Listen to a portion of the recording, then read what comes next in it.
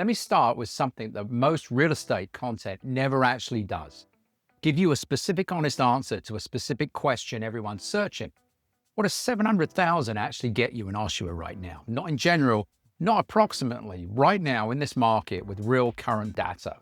I'm going to walk you through exactly what your $700,000 budget buys in Oshawa in 2026, by property type, by neighborhood, and what you should realistically expect.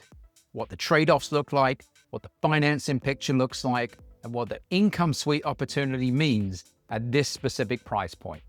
I'm Jason Mendoza, realtor with LePage Real Estate. Let's get into it. And right off the top, comment Durham, and I'll send you my free Durham region buyer guide right now. So let's start with the most important context. The average detached home in Oshawa in July 2026 was $768,415. The median was $730,000. That means $730,000 puts you right in the heart of Oshawa detached market. Not at the bottom, scraping for anything available, not stretching uncomfortably to the top. You're buying in the middle of the most in-demand home type in the most affordable major municipality in Durham region.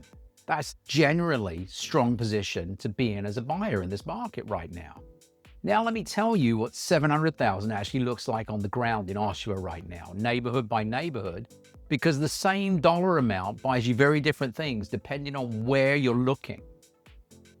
In the East End, Donovan and Curtis border area, 700,000 gets you a solid detached bungalow or a two-story home from the 1960s through the 1980s.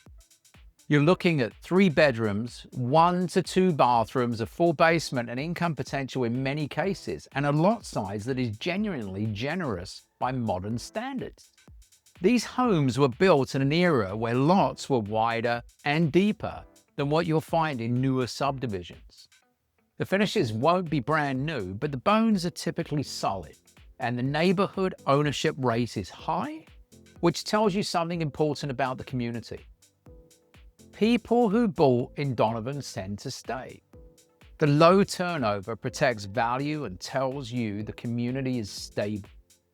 When I walk these streets with buyers, the consistent reaction is surprise at how much house and how much lot you get for the money compared to what they expected. In the West End, McLaughlin, Pinecrest, and Centennial, 700,000 gives you a very similar profile. Established detached homes on mature lots, older housing stock with more character than you get in new builds. Strong school options with 7 public schools and 4 Catholic schools in the McLaughlin area alone. And the kind of community roots that take decades to develop. Centennial has the added bonus of the Oshawa Creek running through the neighborhood. 10 parks and a neutral corridor that no new build subdivision can replicate regardless of how much money a developer spends on landscaping. At 700,000 in the West End, you're getting the established Oshawa experience at a price point that's genuinely accessible. In the North End, Kedron and Samac, 700,000 is actually a competitive entry point. Newer builds from the early 2000s through the 2010s are available in this price range. You're getting more modern layout, better kitchen and bathroom finishes, proximity to Ontario Tech University in the North Oshawa amenity corridor. The trade-off is smaller lots and less established community feel than the West End. But if newer build quality and school proximity to the North End schools matters, this is where the 700,000 works. And right about here, comment first home for my free first-time buyer's guide, which covers how to evaluate properties at this price point and what to look for before you make an offer. Now let me talk about what 700,000 does get you in Oshawa, because this is equally important and buyers go in with unrealistic expectations, set themselves up for disappointment and poor decisions. So at this price point in the current market, you're not finding a fully renovated turnkey home with a finished income suite already generating rent in Winfields or Taunton, the most desirable North End neighborhoods. Winfield detached homes have been averaging above 800,000 and competition there is real. Well-priced Winfields properties still generate multiple offer situations. If Winfields is your specific target, you need to either stretch the budget meaningfully, consider a smaller project type like a semi-detached, Look at adjacent neighborhoods like Samac that offer similar proximity at lower price points, or adjust your timeline and continue saving. At $700,000, you also need to be realistic about condition. Fully updated kitchens with quartz counters and new appliances, primary ensuite bathrooms, and professionally finished basements will push you toward the higher end of this range or into multiple offer situations where you end up paying above asking. A property $700,000 with all of those features in a desirable location will attract serious competition from multiple buyers, and you will likely be bidding at or above asking. A property at $680,000 to $700,000 that needs cosmetic work, new paint, updated fixtures, a kitchen refresh, new flooring is where you often find the best values because other buyers are filtering it out based on first impressions, while you're looking past the surface and see the underlying quality of the location, the lot, and the structure. The cosmetic work you do over the first 2 years is what creates the equity that funds your next move, and that is a completely legitimate and proven strategy. Let me talk about the financing picture at this price point, because understanding the monthly numbers is what helps you decide if $700,000 is the right target for your household. On a $700,000 purchase with a 10% down payment of $70,000, your mortgage is $630,000. At current rates, your monthly mortgage payment runs approximately $3,500 to $3,700 per month, depending on your rate and amortization period, and property tax at around $450 to $500 per month for a property at this price. In Oshawa, and insurance at approximately $150 per month, and total monthly carrying cost is around $41 to $43.50. On a $120,000 income, that is approximately 41 to 43% of gross monthly income going into housing.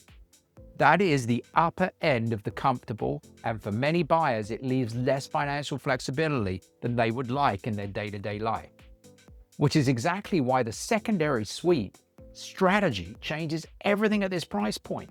Add a tenant in a well-configured basement suite, generating $1,400 to $1,600 per month in rental income, and your effective carrying cost drops to $25 to $29.50 per month. That is fundamentally a different financial position to be in. Instead of stretching every month, you're comfortable. Instead of feeling house poor, you have real financial breathing room.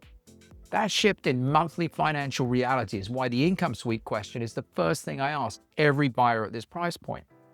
Not the neighborhood that they want to live in, and your long-term strategy. Because in Oshawa, in 2026 at $700,000, that choice genuinely exists across multiple neighborhoods. And this is one of the most important decisions you're going to have to make in the entire buying process. The specific pockets I watch most carefully at this price point right now are Donovan south of Taunton Road. Lots of generous side yard configurations supporting separate entrances, and the housing stock age means good basement ceiling heights that meet or can be brought to meet secondary suite requirement. The streets feeding into Centennial along the Creek corridor, character homes with lot sizes that accommodate income suite additions without major structural changes. And the Samac pocket north of Roslyn Road, newer builds where builders sometimes left rough-in plumbing specifically because they anticipated growing secondary suite demand from buyers exactly like the ones I'm working with today. Let me also address the inspection considerations. That matters specifically. At this price point, because buying in the $680,000 to $720,000 range in Oshawa often means buying housing stock from the 1960s through the 1980s or the early 2000s. And there are specific things that every buyer needs to pay attention to, regardless of what their home inspector covers. Foundation and water are the first things I look at on older Oshawa homes. Check the grained-in, the foundation to confirm the ground slopes away from the house, not toward it. Look at the basement walls for FRF, the white mineral deposits that indicate water infiltration over time. Check the basement ceiling for any staining that would suggest water movement from above. Electrical is the second consideration. Homes from the 60s to the 70s in Oshawa sometimes have aluminum wiring or older fuse panels. Neither is necessarily a deal breaker, but both require specific conversations with your insurance company and potentially with a licensed electrician to understand the cost and scope of any required updates. Roof condition is the third thing I always check on properties at this price point. A roof on a home from the 1980s that's not been replaced recently is a capital expense that needs to be factored into your offer price or your post-purchase renovation budget. Budget $10,000 to $20,000 for a full roof replacement on a standard detached home in Oshawa, and price that cost into your thinking before you make an offer.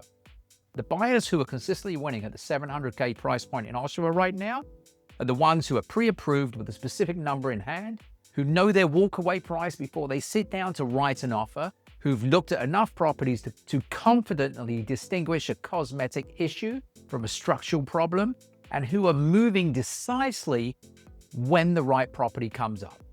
They're not waiting for perfect, they're identifying good and making it great over time. One more thing I want to address for buyers at this price point is the question of timing of your purchase within the current market cycle. July 2026 data says Oshawa detached homes are selling at 101% of asking price on average. That means well-priced properties at $700,000 are attracting competitive offers. The buyers who are getting the best deals right now are not the ones waiting for prices to drop further. They're the ones who are prepared, who move decisively, and who understand the difference between a property that is priced correctly and the one that is priced aspirationally and open to negotiation. At 101% of asking on detached, the market is telling you that demand at this price point is real. Use that information to calibrate your strategy rather than waiting for a signal that may not come. Comment first home for my first time buyer guide, or comment Durham for my free Durham region buyer guide. Subscribe for more Oshawa Durham region content every week. I'm Jason Mendoza, realtor with LePage Real Estate. Your move done right.